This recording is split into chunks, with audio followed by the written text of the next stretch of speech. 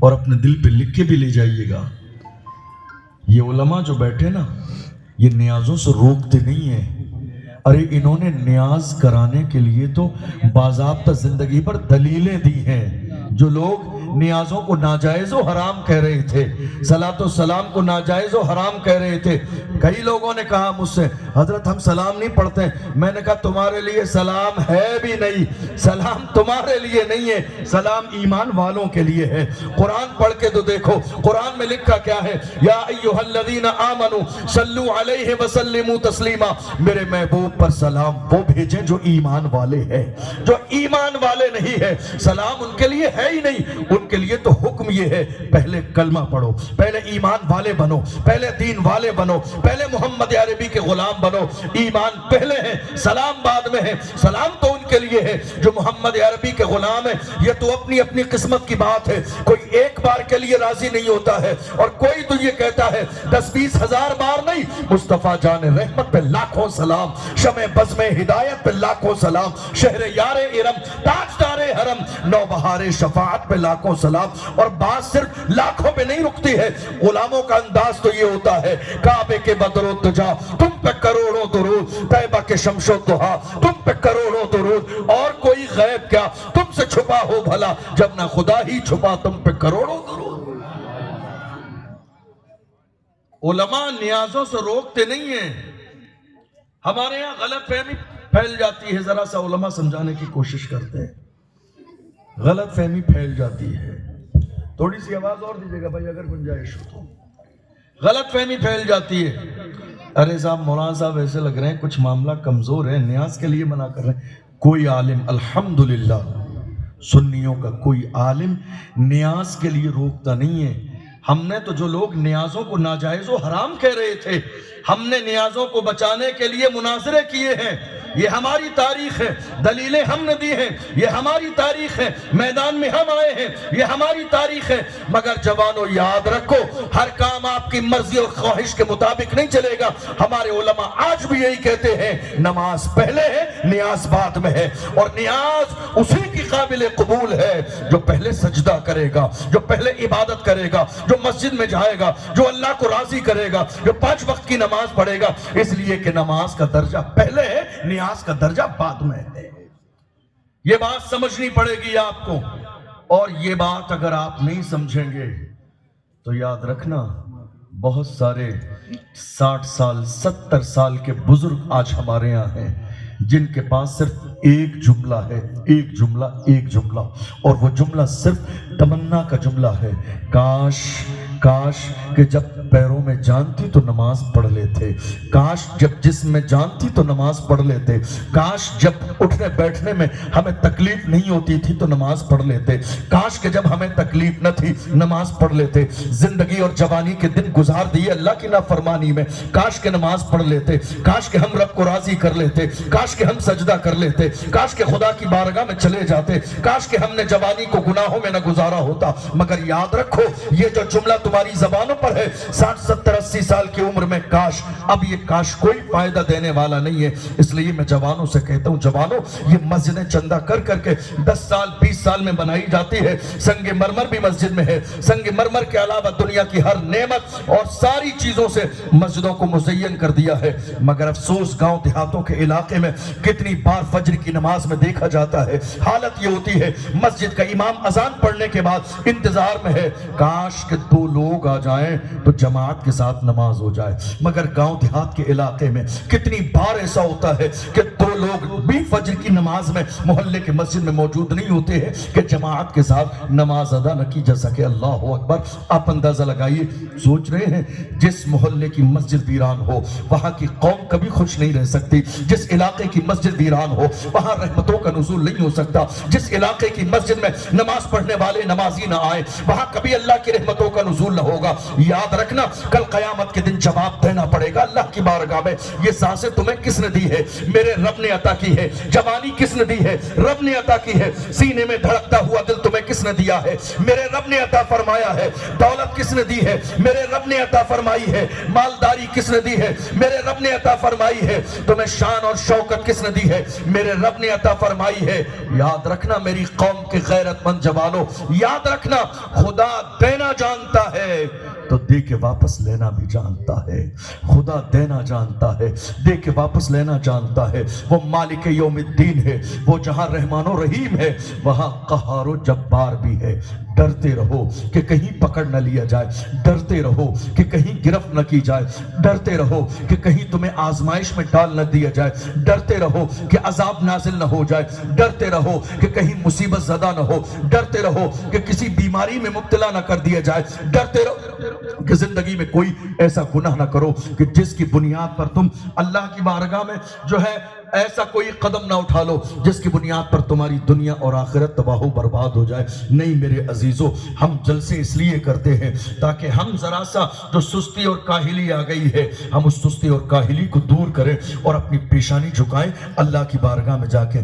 یاد رکھنا زندگی میں جو مصیبتیں پریشانیاں ہیں دور کرنے والی ذات صرف میرے رب کی ہے. مصیبت دور کرنے والی ذات میرے رب کی ہے. غموں کو دور کرنے والی ذات صرف میرے رب کی ہے. تمہاری دعاؤں کو قبول کرنے والی ذات میرے رب کی ہے. قوم مسلم کا عالمیہ امت کا حال آج کے زمانے میں یہ ہو گیا، خدا سے زیادہ یقین پیر صاحب پر ہے، خدا سے زیادہ یقین مرشد پر ہے. میں مرشد برحق کی بات نہیں کر رہا ہوں. مرشد برحق جو ہوتا ہے وہ اپنے سامنے نہیں جھکاتا ہے. مرشد برحق اپنے مرید کو خدا کے سامنے جھکاتا ہے. مرشد برحق اپنے مرید کی پیشانی اللہ کے سامنے جھکاتا ہے. تم نے سنا نہیں بایزید بستامی سے لوگوں نے کہا تھا ہمارے علاقے میں ایک فاحشہ بدکار عورت آ گئی ہے، زنا کا کاروبار شروع کر دیا ہے. حضرت اگر اسی طرح چلتا رہا حالات بہت زیادہ خراب ہو جائیں گے. بایزید بستامی آئے، عورت کے قریب گئے، پوچھا پورے دن میں کتنی دولت تو حاصل کرتی ہے؟ اس نے دولت اور مال بتا دیا. بایزید بستامی نے عورت کو ایک رات کے لیے خرید لیا. حیرت زدہ ہے لوگ، کیا کر رہا ہے اللہ والا؟ بایزید بستامی کیا کر رہے ہیں؟ دولت دے دی ہے، مال دے دیا ہے، ایک رات کے لیے خرید لیا. بایزید بستامی نے لینے کے بعد کہا اب تیری میرے طرف سے تیرے لیے ذمہ داری یہ ہے، جا کے غسل کر لے، جا کے وضو کر لے، پاک لباس پہن لے، مصلی لے کر آ جا. جب آ گئی ہے کہا 2 رکعت نیت باندھ کے نماز پڑھ لے. جب وہ عورت سجدے میں گئی ہے، عورت سجدے میں گئی ہے، دیکھو دنیا دار میں اور مدینے کے تاجدار کے غلاموں میں فرق کیا ہوتا ہے، مرشد میں اور مرشد برحق میں فرق کیا ہوتا ہے، شیخ میں فرق کیا ہوتا ہے، اللہ والے میں فرق کیا ہوتا ہے. اللہ والے کیسے ہوتے ہیں؟ جب وہ عورت آئی کہا 2 رکعت نماز کی نیت باندھ لے. جب اس نے نیت باندھی سجدے میں گئی تو خدا کی بارگاہ میں ہاتھ اٹھا کے کہتے ہیں میرے مولا کوشش اور محنت کے ساتھ اس عورت کو یہاں تک لانا میرا کام تھا، اب اس کے دل کو بدل دینا تیرا کام.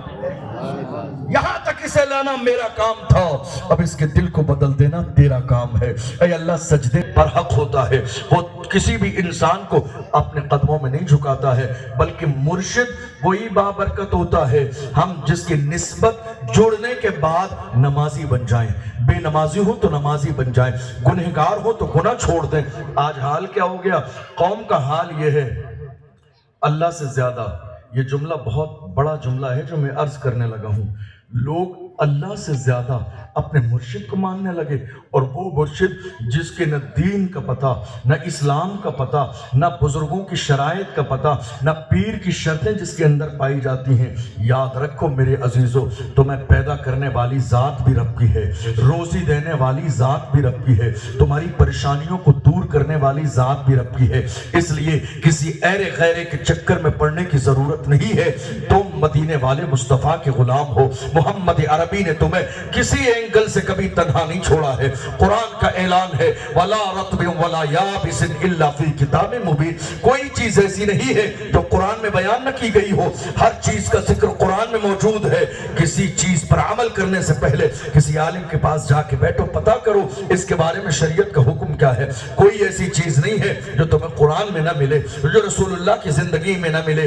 ذمہ داری ہماری صرف اس بات کی ہے کہ ہم محسوس کریں کہ ہم مسلمان ہیں، اور مسلمان ہونے کے ناطے ہماری ذمہ داری کیا ہے۔ جب تک ہم صحیح معنی میں دین پر، اسلام پر عمل کرتے تھے، ہمارا انداز کچھ اور تھا۔ آج ہم نے دین کو چھوڑ دیا ہے تو ہمارا انداز کچھ اور ہو گیا ہے۔ آج بھی ذمہ داری ہماری یہ ہے کہ ہم سنجیدہ ہو جائیں، گناہ کو چھوڑنے کی نیت کر لیں، مدینے والے مصطفیٰ کے طریقے کو اپنی زندگی میں شامل کر لیں۔ جس دن ہماری زندگی میں حضور کا طریقہ شامل ہو جائے گا، انشاءاللہ ہماری کامیابی کا وہ پہلا دن ہوگا۔ میری بات سمجھ آ رہی ہے آپ؟ توجہ ہے آپ کی؟ ارے بات سمجھ آ رہی ہے؟ ظہر میں موجود نہ ہو تو پوری قوم میں ایک شخص بھی آپ نے ایسا تیار نہ کیا جو ان کی غیر موجودگی میں ایک وقت کی نماز 4 رکعت پڑھا دے۔ بے شک حق بات ہے حضرت۔ ایک شخص بھی آج ہماری قوم نے تیار نہ کیا، ایک شخص بھی ہمارے پاس آج ایسا تیار نہ ہوا کہ اگر مغرب کی نماز میں امام نہ ہو تو قرات والی نماز حروف کی ادائیگی کے ساتھ ہماری قوم کا کوئی جوان، ہماری قوم کا کوئی بیٹا، ہماری قوم کا کوئی ہونہار طالب علم ایک وقت کی نماز مصلی پہ کھڑے ہو کے پڑھا دے۔ پوری زندگی آپ نے مدرسہ چلایا لیکن ایک بندہ بھی آپ نے اس لیول کا تیار نہ کیا۔ اس کا مطلب کیا ہوا؟ پڑھانے والوں نے محنت نہ کی؟ نہیں۔ اس کا مطلب یہ ہوا کہ انتظامیہ کو جس لیول پر اس دارالعلوم کو، اس مکتب کو چلانے کے لیے کوششیں، محنتیں کرنی چاہیے تھی، اس میں کہیں نہ کہیں کمی رہ گئی۔ یاد رکھیے گا، آج آپ یہ سوچ رہے ہیں نا، مفتی صاحب قبلہ بیٹھے ہوئے، مجھ سے بڑے بڑے مفتی صاحب قبلہ کے شاگرد ہیں جو پورے ملک میں دین و سنیت مسلک اعلیٰ حضرت کا کام کر رہے ہیں۔ بے شک بے شک۔ آپ پوچھئے مفتی صاحب قبلہ سے، اس وقت میں ہمارے پاس روزانہ شکایتیں آتی ہیں، ماں باپ کہہ رہے ہیں اولاد نافرمان ہو گئی، گھر سے باہر نکال دیا، رشتہ ختم کر دیا۔ کوئی تعویذ والا مل جائے کہ صاحب ہمیں جو ہے احترام کی نگاہ سے دیکھنے لگے۔ کتنے ماں باپ رو رہے ہیں، حضرت کوئی تعویذ مل جائے کہ میرا بیٹا شرابی ہو گیا ہے، شراب چھوڑ دے۔ کتنے ماں باپ رو رہے ہیں، حضرت کوئی ایسا تعویذ مل جائے، بروں کی صحبت میں بیٹھنے لگا ہے، صحبت چھوٹ جائے۔ کتنے ماں باپ رو رہے ہیں، حضرت میرے بیٹے نے زنا شروع کر دیا ہے، ایسا تعویذ مل جائے کہ زنا چھوڑ دے۔ حضرت کوئی ایسا تعویذ مل جائے کہ میرا بیٹا ناجائز تعلقات میں پھنس گیا ہے، ناجائز تعلقات چھوڑ دے۔ کتنے ماں باپ رو رہے ہیں، میرے بیٹے نے سٹے کا کاروبار شروع کر دیا ہے، حضرت کوئی تعویذ مل جائے کہ تعویذ کی برکت سے میرا بیٹا یہ گناہ چھوڑ دے۔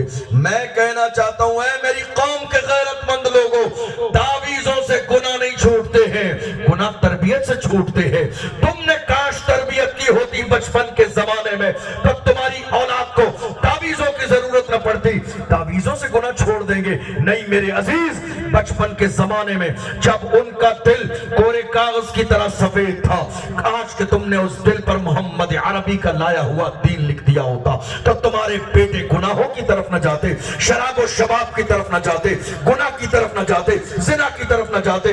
اپنے بچوں کے صاف ستھرے دل پر محمد عربی کی محبت کا نقش کندہ کرا دیا ہوتا، لکھوا دیا ہوتا، تو جب اس کے سامنے شراب و شباب پیش کی جاتی تو تمہارا ہی یہ جوان بیٹا شراب کو ٹھوکر مار کے دور پھینک دیتا اور زمانے کی آنکھوں میں آنکھیں ڈال کے کہتا اپنا سب کچھ گنبد خضرا کل بھی تھا اور آج بھی ہے، میرے نبی سے میرا رشتہ کل بھی تھا اور آج بھی ہے۔ بتلا دو گستاخ نبی کو، غیرت مومن زندہ ہے، ان پہ مر مٹنے کا جذبہ کل بھی تھا اور آج بھی۔ نعرہ تکبیر، نعرہ تکبیر، نعرہ رسالت، نعرہ رسالت، علماء اہل سنت، نعرہ حیدری، نعرہ حیدری، لبیک لبیک لبیک یا رسول اللہ، لبیک لبیک لبیک یا رسول اللہ، نعرہ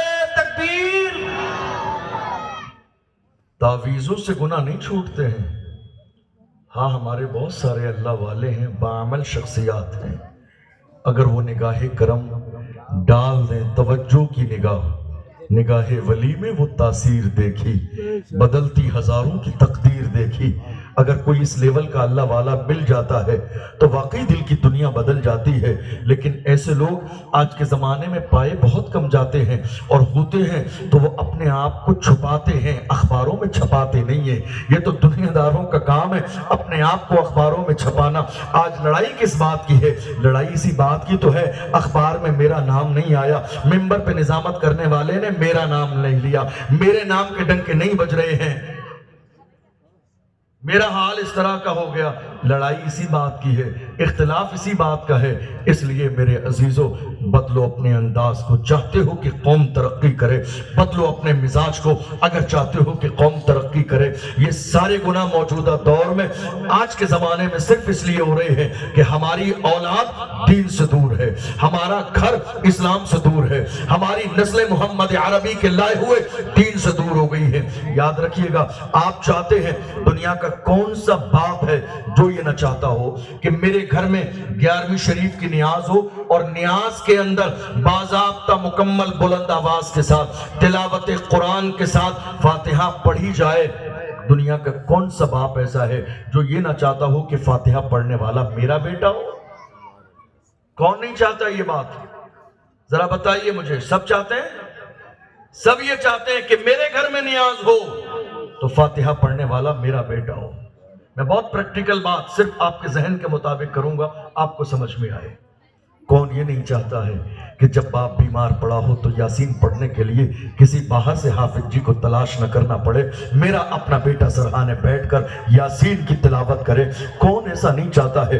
دنیا کا ہر باپ یہ چاہتا ہے کہ اس انداز میں میرا بیٹا سرحانے بیٹھ کر قرآن کی تلاوت کرے۔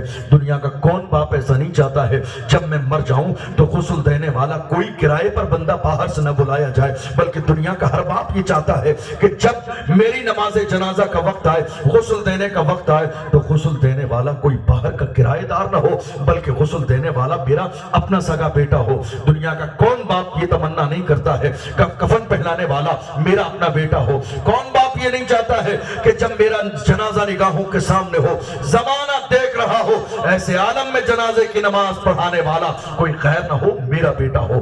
دنیا کا کون باپ ایسا ہے جو یہ نہیں چاہتا ہے کہ قبر میں اتارنے والا میرا بیٹا ہو، فاتحہ پڑھنے والا میرا بیٹا ہو، ہاتھ اٹھا کے مغفرت کی دعا کرانے والا میرا بیٹا ہو؟ مجھے ذرا پریکٹیکل بات بتائیے، آپ انتقال کریں، ایک دعا آپ مجھ سے کرائیں، ایک دعا آپ کا سگا بیٹا کرے، مجھے بتاؤ دعا اچھی کون کرے گا؟ میں اچھی دعا کروں گا یا آپ کا بیٹا اچھی دعا کرے گا؟ بیٹا اچھی دعا کرے۔ بظاہر ہو سکتا ہے کہ میرے جملے آپ کے بیٹے سے زیادہ اچھے ہوں دعا کرانے والے، لیکن جو فیلنگ سگے باپ کے لیے بیٹے کو ہے وہ دنیا کے کسی حضرت کو نہیں ہوگی، دنیا کے کسی مولانا کو نہیں ہوگی، دنیا کے کسی امام کو نہیں ہوگی۔ جو کہ باپ بیٹے کا رشتہ خون کا رشتہ ہے، انگلی پکڑ کے چلایا ہے اس باپ نے، پلے داری کر کے پالا ہے اس باپ نے، غریبی کے دور سے گزر کر اپنے کپڑوں پہ پیمند لگا کے بیٹے کو جوان کیا ہے باپ نے۔ یاد رکھنا، جو احساس اولاد کے دل میں باپ کے لیے ہے وہ مسجد کے امام کے دل میں نہیں ہے، وہ میرے لیے نہیں ہے، میرے دل میں نہیں ہے، باہر کے کسی آنے والے کے دل میں نہیں ہے۔ باپ کا رشتہ اولاد کا رشتہ خون کا رشتہ ہے۔ کون دنیا کا باپ یہ نہ چاہتا ہے کہ میرا بیٹا مغفرت کی دعا کرے؟ آج حالات جانتے ہو کیا ہو گئے؟ ہم دنیا میں جاتے ہیں، پورے ملک میں جاتے ہیں، لوگوں کو دیکھتے ہیں، حالت یہ ہو گئی جب سے ہم نے مسجد کے امام کو ڈاؤن سمجھ لیا، سوچا اس کی کیا حیثیت ہے، 8-10 ہزار روپے کمانے والا، ہم اس کی عزت کریں گے؟ نہیں صاحب، ہم اپنے بیٹے کو حافظ مولوی نہیں بنائیں گے، 8-10 ہزار روپے ملتے ہیں۔ جب سے یہ حالت اور یہ سوچ ہماری قوم کی ہو گئی ہے، دیکھ لو حالت کیا ہو گئی ہے، دیکھ لو حالت کیا ہو گئی ہے۔ جنازہ باپ کا رکھا رہتا ہے، 2 دن جس اولاد کا انتظار کیا جاتا ہے، باضابطہ ممبئی، حیدرآباد، لکھنؤ سے اور نہ جانے کہاں کہاں سے اولاد آئے گی، تب جنازہ پڑھا جائے گا، اور وہی اولاد آتی ہے۔ جب مفتی صاحب قبلہ کہتے ہیں اجازت ہے، ذمہ دار کون ہے؟ اجازت دے کے جنازے کی نماز پڑھائی جائے، تب تلاش کیا جاتا ہے ذمہ دار کون ہے؟ سب کی صفوں سے پیچھے جوان بیٹا کھڑا ہوا ہے۔ ارے بھائی، تمہارے باپ کا جنازہ رکھا ہے، 2 دن سے انتظار صرف تمہارا تھا، اس لیے برف کی سلی لگا لگا کہ تمہارے باپ کا جنازہ رکھا گیا کہ تم آؤ گے تو جنازے کی نماز پڑھائی جائے گی۔ تم اتنا دور کھڑے ہوئے کیوں نظر آتے ہو؟ قریب کیوں نہیں آ جاتے؟ لائن میں کیوں نہیں لگ جاتے؟ سب میں کیوں نہیں لگ جاتے؟ جنازے کی نماز کیوں نہیں پڑھتے؟ جانتے ہو دور کھڑا ہوا 500 اور 1000 میٹر کے فاصلے پر وہ جوان بیٹا کہتا ہے حضرت میری طرف سے اجازت ہے نماز پڑھائیے. میں نہیں پڑھ سکتا اس لیے کہ میں پاک نہیں ہوں, میں نہیں پڑھ سکتا اس لیے کہ میرے کپڑے پاک نہیں ہے. سوچو اے میری قوم کے غیرت مند جوانوں, سوچو کیا کیا ہم نے زندگی میں, کیا کیا؟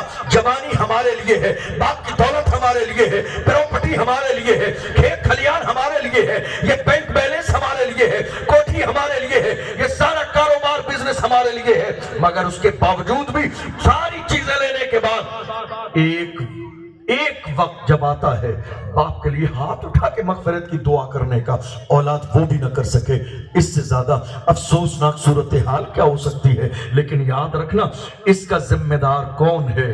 کون ہے ذمہ دار اس کا؟ اس بات پر غور کرو, ذمہ دار ہے کون؟ کیا وہ دور کھڑا ہوا بیٹا ذمہ دار ہے؟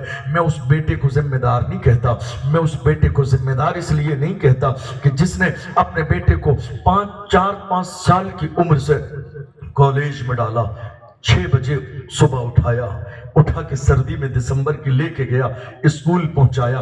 مجھے بتاؤ کیا وہ پڑھنے والا بیٹا انجینئر بنا کہ نہیں بنا؟ بن گیا. ڈاکٹر بنا کہ نہیں بنا؟ جن کے ماں باپ نے انگلش میڈیم میں محنت کی وہ جو کرانا چاہتے تھے کر لیا, ڈاکٹر بھی بن گیا, انجینئر بھی بن گیا, پروفیسر بھی بن گیا, ٹیچر بھی بن گیا.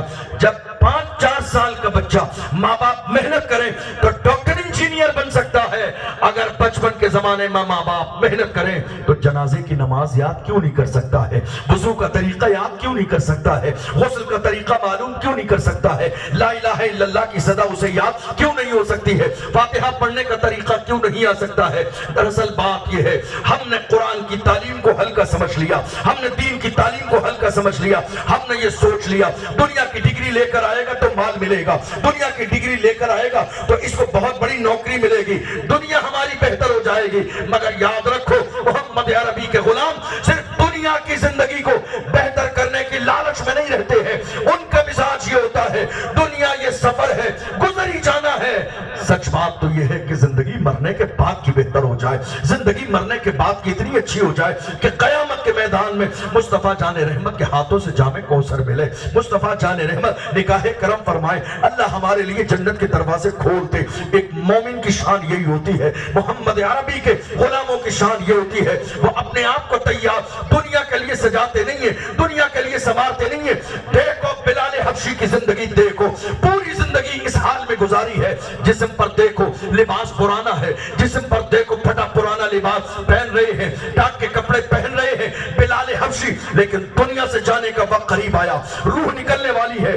بیوی سے کہا غسل کرنے کا میرا دل ہے, ذرا پانی تیار کیا جائے. نیا لباس تیار کرایا, اللہ اکبر, سرما لگایا. دنیا سے جانے والے ہیں, بستر موت پر لیٹے ہوئے ہیں, دنیا سے جانے والے ہیں. ایک مومن دنیا بہتر کرنے کے انتظار میں نہیں ہوتا ہے, مومن کی نظر کہاں ہوتی ہے؟ اللہ اکبر. بلال حبشی نے غسل بھی کیا ہے, نیا لباس پہنا ہے, آنکھوں میں سرما لگایا ہے, بالوں پر کنگھی کی ہے, اپنے جسم پر خوشبو لگائی ہے.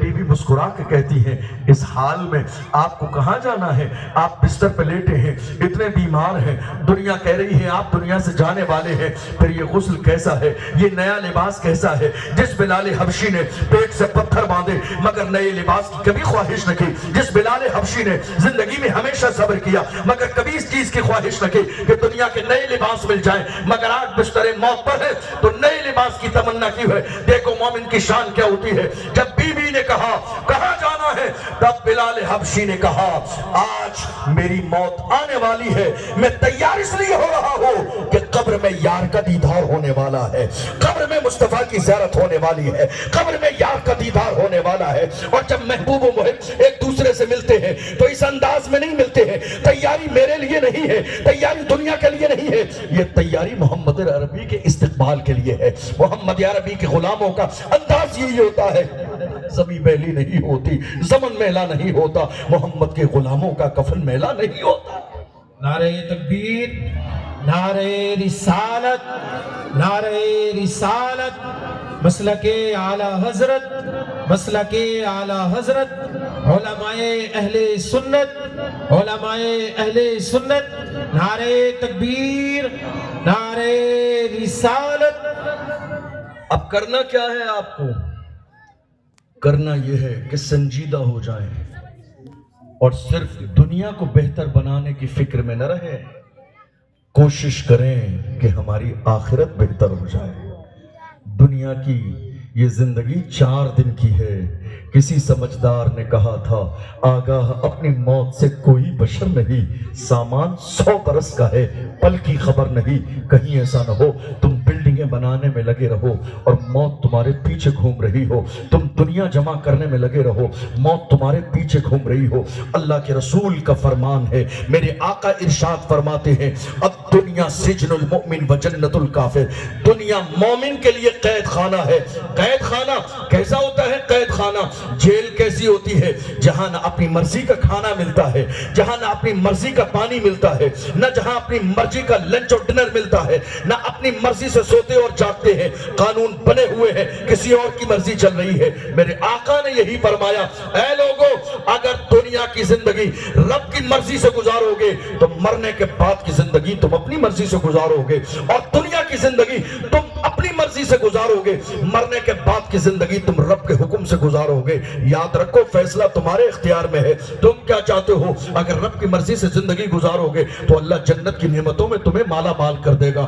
جاؤ، جنت کے میوے تمہارے لیے، محلات تمہارے لیے، جنت کے باغات تمہارے لیے، جنت کی نہریں تمہارے لیے۔ قرآن نے بار بار کہا، جنات عدن کا ذکر کیا گیا ہے، جنات تجری من تحتہا کہا گیا ہے، تحتہا الانہار کہا گیا۔ جنت ہے، باغات ہے، محلات ہے تمہارے لیے، مگر شرط یہ ہے کہ مومن بنو، شرط یہ ہے کہ غلام بنو، شرط یہ ہے کہ باعمل بنو، شرط یہ ہے کہ تمہارا ایمان سلامت ہو، شرط یہ ہے کہ تم نے دنیا سے رشتہ نہ جوڑا ہو، رشتہ جوڑا ہو تو آخرت سے رشتہ جوڑا ہو۔ اس لیے کہ یہاں ہم کیا رہیں گے، ہماری حیثیت کیا ہے، ہماری اوقات کیا ہے۔ قارون آیا دنیا میں، مگر قارون کو جانا پڑا۔ فرعون دنیا میں آیا۔ میں آپ کی معلومات کے لیے بتا دوں، میری تعلیم جامعہ ازہر شریف مصر میں ہوئی ہے، تقریباً 6 سال میں مصر میں رہا۔ آپ جانتے ہیں وہاں مصر کی سرزمین پر آج بھی مصر کے میوزیم میں فرعون کی لاش رکھی ہوئی ہے۔ فرعون کی لاش، آپ نے نام سنا ہے فرعون کا؟ آج تک مصر کے میوزیم میں، اور میں نے کتنی بار اپنی آنکھوں سے فرعون کی لاش کو دیکھا ہے۔ قرآن نے کہا، فَالْيَوْمَ نُنَجِّيكَ بِبَدَنِكَ لِتَكُونَ لِمَنْ خَلْفَكَ آیَةً، ہم تیرے جسم کو باقی رکھیں گے۔ اے غرور کرنے والے، اے تکبر کرنے والے، اے اپنے آپ کو بڑا سمجھنے والے، اے خدائی کا دعویٰ کرنے والے، اے کسی کو حقیر سمجھنے والے، اے یہ سمجھنے والے کہ دنیا کا اقتدار تیرے ہاتھوں میں ہے، فرمایا فَالْيَوْمَ نُنَجِّيكَ بِبَدَنِكَ لِتَكُونَ لِمَنْ خَلْفَكَ آیَةً، ہم تیرے جسم کو نشانی کے طور پر، عبرت کے طور پر باقی رکھیں گے، تاکہ بعد میں آنے والے لوگوں کے لیے عبرت کا نشان بن جائے۔ یاد رکھو، نہ ہمارے پاس اتنی دولت ہے، نہ اتنا مال ہے، نہ اتنے خزانے ہیں، نہ اتنی خزانے کی چابیاں ہے، اس کے باوجود ہمارے غرور کا لیول دیکھ لو۔ سگا بھائی بھائی کا دشمن ہے، بھائی محلے کا دشمن ہے، ایک شخص مسجد کے امام کا دشمن ہے۔ یہ ہماری زندگی ہے۔ قرآن نے فرعون کی لاش کو رکھا۔ غرور کرنے والے کو دنیا کے لوگ پسند نہیں کرتے ہیں، اور صرف دنیا والے نہیں، قرآن پڑھو، قرآن کہتا ہے انہ لا یحب المستکبرین، خدا کی ذات بھی ہے جو تکبر کرنے والوں کو ذرے کے برابر محبوب نہیں رکھتی ہے۔ نہ اللہ پسند کرتا ہے، نہ اللہ کے رسول پسند کرتے ہیں، نہ ایمان والے پسند کرتے ہیں۔ فائدہ کیا ہے اس غرور کا؟ فائدہ کیا ہے اس تکبر کا؟ فائدہ کیا ہے اس اپنے آپ کو ایٹیٹیوڈ کے لیول پہ لے جانے کا؟ نہیں میرے عزیز، جھکنے کی عادت ڈال لو۔ اللہ کے رسول نے فرمایا من تواضع للہ رفعہ اللہ، جو جتنا جھک جاتا ہے اللہ اسے درجہ بلندیاں عطا فرماتا ہے۔ سبحان اللہ، سبحان اللہ، نعرہ تکبیر، نعرہ تکبیر، نعرہ رسالت، نعرہ رسالت، مسلک اعلی حضرت، مسلک اعلی حضرت نوری دلہا حضور مفتی مالوہ، حضور مفتی مالوہ، نعرہ تکبیر، نعرہ رسالت۔ انسان بڑا کب ہوتا ہے، اور انسان بڑا کیسے ہوتا ہے؟ کبھی غور کیا آپ نے؟ زمین زیادہ ہونے سے کوئی بڑا نہیں ہوتا ہے، گھر بڑا ہونے سے کوئی بڑا نہیں ہوتا ہے۔ یہ میں نہیں کہہ رہا ہوں، حضور کا فرمان ہے۔ کوئی زمینوں سے بڑا نہیں ہوتا ہے، کوئی گھر سے بڑا نہیں ہوتا ہے، کوئی درہم و دینار سے بڑا نہیں ہوتا ہے، کوئی دنیا کے دکھاوے سے بڑا نہیں ہوتا ہے۔ گاؤں دیہات میں بہت سارے لوگوں کا مزاج ذرا سا تبدیل ہو جاتا ہے، زمین میری بڑی ہے تو میں بڑا ہوں، مال میرے پاس زیادہ ہے تو میں بڑا ہوں، خاندان میرا بڑا ہے تو میں بڑا ہوں، لوگ میرے پاس زیادہ ہیں تو میں بڑا ہوں۔ تم کچھ بھی کر لو، لیکن میرے آقا جس رسول کا ہم نے کلمہ پڑھا ہے، زبان تو اسی کی چلے گی، فرمان تو اسی کا چلے گا، اور ان کی زبان کی شان سبحان اللہ۔ پوچھو وقت کا مجدد کہتا ہے وہ زبان جس کو سب کن کی کنجی کہے، اس کی نافذ حکومت پہ لاکھوں سلام۔ پیغمبر اعظم صلی اللہ علیہ وسلم نے ارشاد فرمایا لیس الغنا عن کثرت العرض ولکن الغنا غنى النفس۔ بخاری کی حدیث کتاب الرقاق میں ہے، اللہ کے رسول نے ارشاد فرمایا لیس الغنا عن کثرت العرض، مالداری چیزوں کی نہیں ہے۔ تمہارے پاس دولت زیادہ ہے تم سمجھو مالدار ہو، سونا چاندی زیادہ ہے بہت زیادہ مالدار ہو، نئی چیزوں کی مالداری نہیں ہے۔ یا رسول اللہ مالداری ہے کس کی؟ میرے نبی نے نتیجہ بھی بیان کیا، ارشاد فرمایا وَلَكِنَّ الْغِنَا غِنَى النَّفْسِ، مالداری دل کی مالداری ہے۔ جو دل کا مالدار ہے اصل مالدار وہی ہے، جو دل کا مالدار ہے اصل مالدار وہی ہے۔ میں یہ جملہ اس لیے کہہ رہا ہوں، تمہارے پاس 1000 بیگھے زمین ہو، یہ بات کوئی اتنی جو ہے بتانے اور تعریف کرنے اور نعرہ لگانے والی نہیں ہے، بات یہ احترام والی ہے کہ تمہارے علاقے میں بچے حافظ قرآن بن کے نکلتے ہیں، یہ بات قابل احترام ہے۔ تمہارے محلے کے اندر بچے قرآن کی تعلیم سیکھ رہے ہیں، یہ بات قابل رشک ہے۔ آپ کے محلے کے اندر باضابطہ محفل میلاد آپ کے محلے کے جوان کر لیتے ہیں، یہ بات قابل رشک ہے۔ آپ کے محلے کے بچوں کو غسل اور وضو کا طریقہ معلوم ہے، یہ بات قابل رشک ہے۔ آپ کے محلے کے بچوں کو فاتحہ کا درود کا طریقہ معلوم ہے، جنازے کی نماز پڑھانے کا طریقہ معلوم ہے، یہ بات قابل رشک ہے۔ دولت والا ہونا قابل رشک نہیں ہے، قرآن والا ہونا قابل رشک ہے، دین والا ہونا قابل رشک ہے، حضور کا غلام ہونا قابل رشک ہے، دین سے جڑا ہونا قابل رشک ہے، قرآن کی تعلیمات کو اپنی زندگی میں شامل کر لینا یہ قابل رشک ہے۔ ورنہ یاد رکھو بڑے بڑے دولت والے آئے چلے گئے، نہ آج ان کا نام زندہ ہے، نہ ان کا مشن زندہ ہے، نہ ان کا خاندان زندہ ہے، نہ ان کے قبروں کے پتہ ہے۔ کتنے بادشاہوں کی قبروں کو ہندوستان میں جا کے دیکھ لو، مقبرے دیکھ لو، ان کے چمگادڑوں کے اڈے بنے ہوئے ہیں، کوئی جالا صاف کرنے والا نہیں، کوئی جھاڑو لگانے والا نہیں، کوئی فاتحہ پڑھنے والا نہیں، کوئی پھول لے جانے والا نہیں۔ جا کے دیکھ لو تاج محل پر دنیا بھر سے لوگ دیکھنے آتے ہیں، مگر کوئی وضو کر کے نہیں آتا ہے، کوئی چادر لے کے نہیں آتا ہے، کوئی فاتحہ پڑھ کے نہیں جاتا ہے، مگر اللہ ہزاروں نعمتیں اور رحمتیں نازل فرمائے اجمیر معلیٰ کی سرزمین پر، غریب نواز کی تربت پاک پر، دنیا کے کونے کونے سے دسمبر کی سردی میں بھی لوگ آ رہے ہیں۔ بات صرف اتنی ہے، جس نے اللہ کے دین کو اور مصطفیٰ کے مشن کو آگے بڑھایا ہے، اللہ نے لوگوں کے دلوں میں اس کی محبت کو ڈال دیا۔ دیکھ لو غریب نواز کو، شان کیا ہے میرے غریب نواز کی؟ دنیا کے ہر جلسے کا پوسٹر بنتا ہے، اجمیر کے عرس سے کوئی پوسٹر نہیں ہے، کوئی دعوت نامہ نہیں ہے، وہاں ریلی نہیں نکلتی ہے صاحب عرس فلاں تاریخ میں آ جانا، کوئی ماحول نہیں بنایا جاتا ہے، میڈیا پہ کوئی بیان نہیں دیا جاتا ہے، مگر اللہ نے لوگوں کے دلوں میں غریب نواز کی محبت ڈال دی ہے۔ ہم نے تو یہ دیکھا بنگال سے اتنی سردی میں ٹرینیں کم پڑ گئی ہیں، ٹکٹ 500 ویٹنگ چل رہی ہے، ٹکٹ 2 4 مہینے کلیئر نہیں ہو رہے ہیں، کنفرم سیٹ نہیں مل رہی ہے۔ ہم دیکھ رہے ہیں بنگال والے بھی دسمبر کی سردی میں بس کے اوپر بیٹھ کر آ رہے ہیں، بہار کے لوگ بھی بس کے اوپر بیٹھ کر آ رہے ہیں، باضابطہ حیدرآباد کے لوگ بھی بس کے اوپر بیٹھ کر آ رہے ہیں۔ دسمبر کی سردی میں کتنے لوگ ٹرین کے اوپر بیٹھ کر آ رہے ہیں۔ ہم نے کہا بات کیا ہے؟ بات اتنی ہے، نہ تمہیں ہوٹل میں جگہ ہے، نہ گلی میں جگہ ہے، نہ صحن میں جگہ ہے، نہ شاہجہانی مسجد میں جگہ ہے، نہ اکبری مسجد میں جگہ ہے، نہ سندری مسجد میں جگہ ہے۔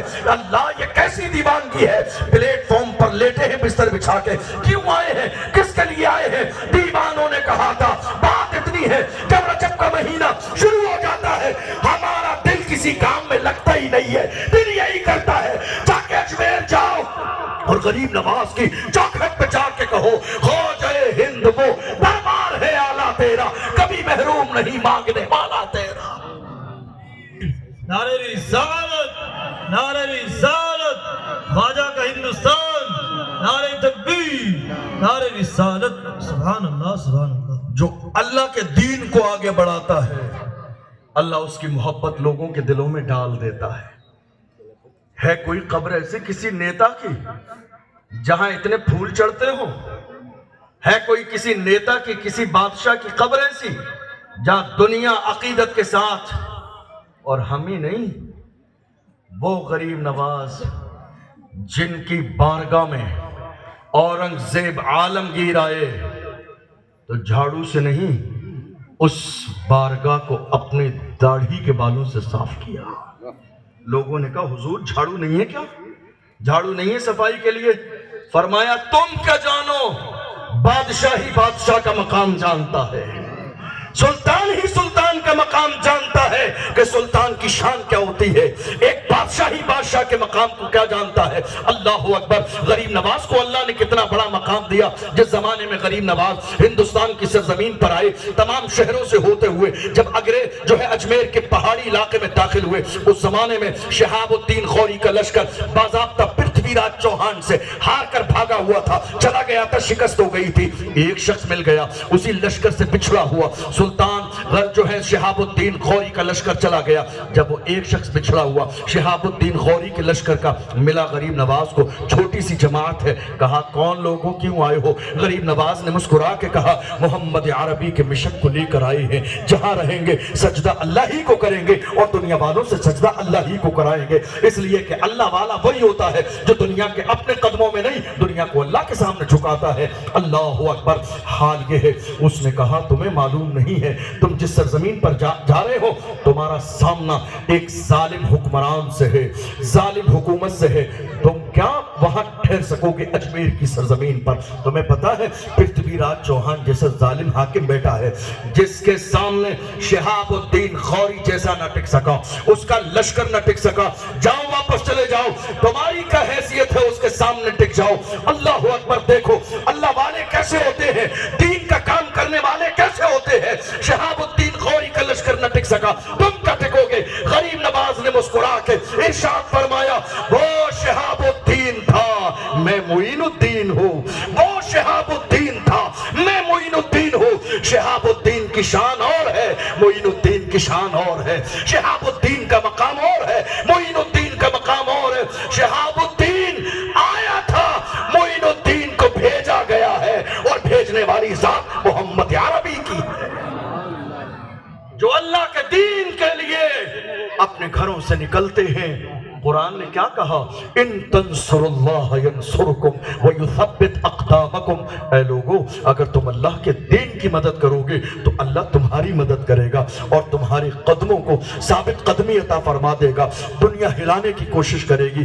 دیکھا نہیں ہر زمانے میں کتنے لوگ ایسے ہیں جنہوں نے اسلام کی مخالفت کی، دین کی مخالفت کی، اور یہ کوشش کرتے رہے کہ ہم اسلام کے جھنڈے کو گرا دیں، مگر محمد عربی کے غلام جس علاقے میں اسلام کا جھنڈا لے کے گئے وہ بے فکر تھے۔ لوگ کہتے تھے ڈر نہیں ہے، سامنے ظالم ہے، ڈر نہیں ہے، سامنے دشمن ہے، پلاننگ کی جا رہی ہے، آپ کے پاس کوئی لشکر نہیں ہے، بچائیں گے کیسے؟ وہ اپنے انداز میں کہتے تھے ہماری کیا حیثیت ہے، ہم اسلام اور اسلام کے جھنڈے کو بچائیں گے، ہم تو دین کے خادم ہیں، بچانے والی ذات تو میرے رب کی ہے، عزت بچانے والی ذات میرے رب کی ہے۔ وہ اپنے انداز میں کہتے تھے جتنے اسلام کے خلاف بھوکنے والے ہیں بھوکنے دو، بات صرف اتنی ہے فانوس بن کے جس کی حفاظت ہوا کرے وہ شمع کیا بجھے جسے روشن خدا کرے۔ اسلام کی فطرت میں قدرت نے لچک دی ہے، تم جتنا دباؤ گے اتنا ہی وہ ابھرے گا۔ نعرہ تکبیر، نعرہ تکبیر، نعرہ رسالت، نعرہ رسالت، مسلک اعلی حضرت، مسلک اعلی حضرت، بستی بستی قریہ قریہ، بستی بستی قریہ قریہ، نعرہ تکبیر، نعرہ رسالت۔ کسی علاقے میں، کسی بھی علاقے میں عالموں کا ہونا یہ اللہ کی بہت بڑی نعمت ہے، بہت بڑی نعمت ہے۔ اس نعمت پر اللہ کا جتنا شکر ادا کیا جائے کم ہے۔ آپ جانتے ہیں میں یہ بات کیوں کہہ رہا ہوں؟ چونکہ ہم ان علاقوں میں بھی پہنچتے ہیں جہاں علماء نہیں ہیں، مسجدیں نہیں ہیں، وہاں کے مسلمان ایسی زندگی گزار رہے ہیں ان کو دیکھ کے لگتا ہی نہیں ہے کہ یہ مسلمان ہیں۔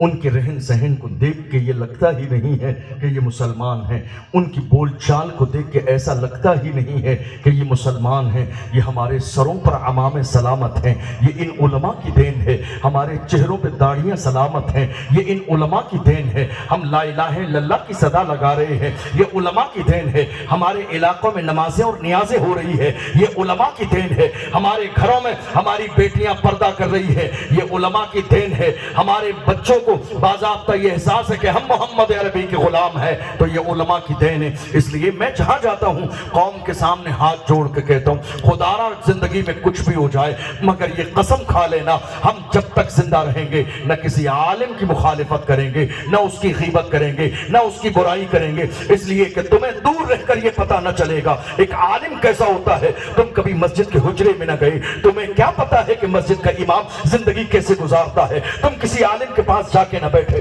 تمہیں کیا معلوم ہے کہ 8000 میں تمہاری مسجد میں پڑھانے والا زندگی کیسے گزارتا ہے۔ تم کبھی کسی عالم کے پاس جا کے نہ بیٹھے، تمہیں کیا معلوم ہے کہ ہزاروں سینے میں درد لیے ایک عالم قوم کے سامنے پوری رات اور دن کھڑا کیسے ہوتا ہے۔ تم نے کبھی کسی عالم کے پاس جا کے اس کا درد دل ٹٹولنے کی کوشش نہ کی، تمہیں کیا پتہ چلے گا ایک عالم کی زندگی کیسی گزر رہی ہوتی ہے۔ غور تو کرو، جب آندھی آتی ہے تو ہمارے لوگ گھروں میں چلے جاتے ہیں، کسی کو اس بات کی پرواہ نہیں ہے کہ مسجد میں اذان ہوگی کہ نہیں ہوگی، نماز ہوگی کہ نہیں ہوگی۔ طوفان آتے ہیں، قوم کے لوگ مسجدوں سے باہر چلے جاتے ہیں، گھر میں جا کے گھر کا دروازہ بند کر لیتے ہیں۔ بارش ہو رہی ہے، اولے پڑ رہے ہیں، دسمبر کی سردی ہے۔ کورونا کے زمانے میں کتنے لوگوں کو ہم نے دیکھا ہاسپٹل میں باپ کا جنازہ رکھا ہے، سگا بیٹا لینے جانے کے لیے تیار نہ تھا۔ ہاتھ لگاؤں گا کورونا پھیل جائے گا اور کورونا میرے جسم کو لگ جائے گا، میری جان چلی جائے گی۔ باپ کا جنازہ رکھا رہا، بیٹا لینے نہیں گیا۔ باپ کا جنازہ رکھا گیا، ماں کا جنازہ رکھا رہا، مگر بیٹا لینے نہیں گیا۔ سلام کرو مسجد کے اماموں کو، یہ مسجد کا امام تھا جس نے دل کھول کے کہا تمہارے باپ کو غسل میں دوں گا، کفن میں پہناؤں گا، کاندھے پہ میں اٹھاؤں گا، قبر میں اتاروں گا، مٹی میں دوں گا، اور اس کے بعد فاتحہ پڑھ کے تمہارے باپ کی مغفرت کی دعا میں کروں گا۔ یہ مسجدوں کے امام تھے۔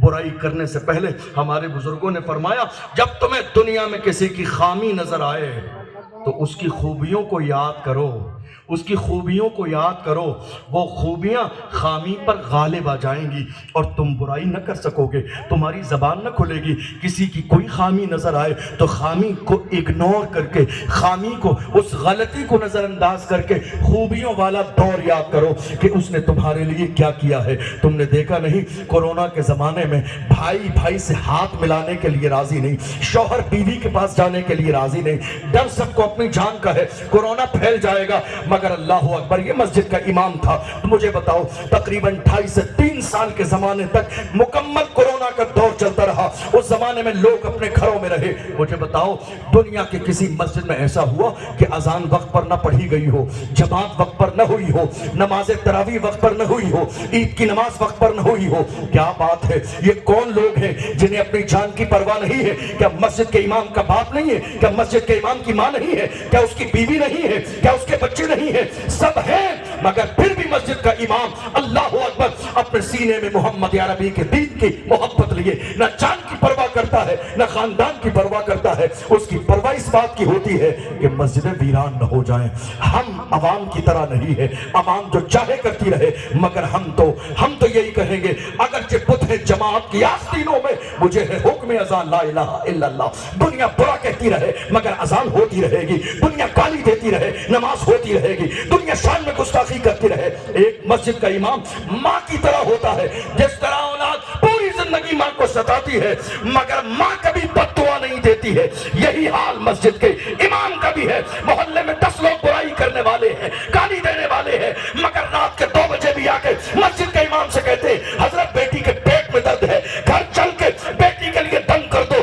برائی کرنے والا ہے جانتے ہیں، مگر پھر بھی رات کے 2 بجے منع نہیں کرتے ہیں، اٹھتے بھی ہیں، لباس پہنتے ہیں، وضو کرتے ہیں، جا کے دعا بھی کرتے ہیں اور مسکراہٹ میں جواب دے دیتے ہیں۔ برائی کرنے والے وہ تیرا انداز ہے، رات کے 2 بجے جاگ کر تیرے دروازے پہ آنا، یہ محمد عربی کے غلام کا انداز ہے۔ نعرہ تکبیر، نعرہ رسالت، نعرہ رسالت، علماء اہل سنت، علماء اہل سنت۔ میں نے یہ بات کیوں کی؟ آپ سوچیں گے میں نے یہ ٹاپک کو ٹچ کیوں کیا؟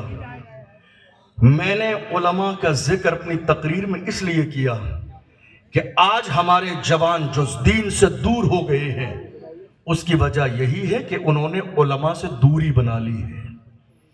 علماء سے دوری ہے قوم کی، ہمارے جوانوں کی۔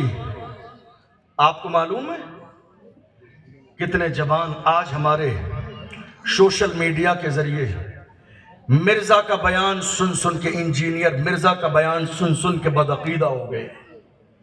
کتنے جوان طارق جمیل کا بیان سن کے گمراہ ہو گئے؟ کتنے جوان آج رسول اللہ کے صحابہ کی شان میں گستاخی کر رہے ہیں؟ اور یہ وہی جوان ہیں جو کسی عالم کے پاس کبھی جا کے نہیں بیٹھے، کسی مسجد کے امام کے پاس جا کے نہیں بیٹھے، ورنہ زبان کھولنے سے پہلے، صحابہ کی شان میں گستاخی کرنے سے پہلے کسی عالم کے پاس جا کے بیٹھتے تو انہیں پتہ چلتا اللہ کے رسول نے کیا فرمایا، اصحابی کالنجوم فبأیہم اقتدیتم اہتدیتم، میرے تمام صحابہ ستاروں کی طرح ہیں، تم جس کا بھی دامن پکڑ لو گے اللہ تمہیں ہدایت عطا فرمائے گا۔ لیکن آج یہ سارے معاملات اس لیے ہو رہے ہیں کہ ہماری قوم عالموں سے دور جا رہی ہے۔ بڑی معذرت کے ساتھ میری بات اگر بری لگے تو میری بات آپ مجھے یہیں اسی جلسے میں اسی ممبر پہ واپس کر دیجئے گا، اور آپ کو برا لگے تو دوبارہ نہ بلائیے گا۔ لیکن حال یہی ہے، آج ہماری قوم کا المیہ یہ ہے، کتنے ہوٹل پہ دیکھ لو جا کے ذکر کسی مسجد کے امام کا ہو رہا ہوگا، دو چائے کی چسکیاں لینے والے برائی کسی مسجد کے تیسرے امام کی کر رہے ہوں گے۔ اے میرے عزیز، چھوٹی سی بات کو لے کر تجھے اندازہ نہیں، تو جس کی بات کر رہا ہے وہ نائب رسول ہے، تجھے پتہ نہیں تو جس کی برائی کر رہا ہے اس کی شان کیا ہے۔ یہ علماء ہے، یہ دین سیکھنے سکھانے والے ہیں۔ میرے آقا نے یہ نہ کہا نیتا کی شان بڑی ہے، دنیا کا بہتر انسان مالدار ہے، نہیں، رسول اللہ سے پوچھو بہترین کون ہے، کیا دولت والا، کیا مال والا، کیا زمین والا؟ نہیں، میرے آقا نے ارشاد فرمایا خیرکم من تعلم القرآن وعلمہ، تم میں بہترین وہ ہے جو قرآن سیکھتا ہے، قرآن سکھاتا ہے، دین سیکھتا ہے، دین سکھاتا ہے۔ آپ نے کیا سمجھا ہے مسجد کے امام کو؟ آپ نے کیا سمجھا ہے عالم دین کو؟ برائی کرنے سے پہلے، غیبت کرنے سے پہلے میرے رسول کا فرمان یاد کر لینا۔ میرے آقا نے ارشاد فرمایا الغیبت اشد من الزنا، غیبت زنا سے بڑا گناہ ہے، غیبت زنا سے بڑا گناہ ہے، غیبت زنا سے بڑا گناہ ہے، اس لیے کہ زنا کرنے والا اگر سچے دل سے توبہ کر لے تو اللہ اس کی توبہ کو قبول کر لے گا، لیکن غیبت کرنے والا جب تک معافی نہ مانگ لے اس انسان سے جس کی غیبت کی ہے اس وقت تک اسے معاف نہ کیا جائے گا۔ ہم نے کیا سوچا ہے اتنا آسان ہے کسی کے لیے زبان کھول دینا؟ اتنا آسان ہے برائی کرنا؟ اتنا آسان ہے کسی کی مخالفت کر دینا؟ نہیں میرے عزیز، آپ کو اندازہ نہیں ہے، جب انسان گناہ کی عادت بنا لیتا ہے، بڑوں کی شان میں زبان کھولتا ہے،